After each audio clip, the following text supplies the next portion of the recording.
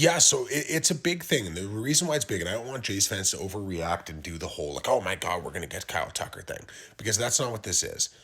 But what this is a validation that all of the rumors and the rumblings that we have heard about the potential interest in Kyle Tucker and like the Jays being a favorite for Kyle Tucker are now legitimate, right? He wouldn't be touring the facilities. He wouldn't be going through these types of trips if it wasn't a legitimate option for him. So this is validated that the Toronto Blue Jays are in on Kyle Tucker. They're very in on Kyle Tucker, and he has some level of interest where this is a possibility for him and he's wanting to do due diligence.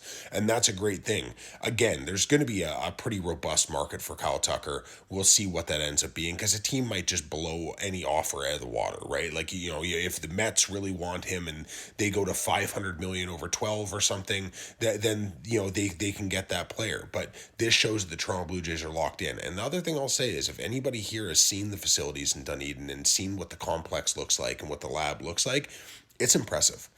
It's impressive. This team has invested in this side of the ball club. And for a long time, like, let's be real, the spring training facilities for the Toronto Blue Jays for many, many years were an absolute joke. Like, they were a joke. I had the privilege of playing down there and seeing the facilities in like 2005, 2006, and it was a joke. What they have now is cutting edge and it is industry leading, and they're kind of setting the standard for what those things are. I think between that and the culture piece of this team and how good of a team in terms of the players in the clubhouse, you know, how everything works, the family stuff, and I know some people might call that bullshit or whatever, but culture does sell, especially when you add it to the fact that this team almost won a World Series. They got as close to winning a World Series as any team can.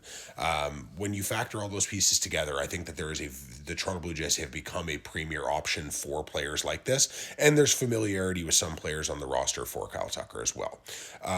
But this is a legitimately big thing, and it shows that all of that interest and all of those rumors have now been validated, that this is a real possibility for both Kyle Tucker and the Toronto Blue Jays, which is exciting.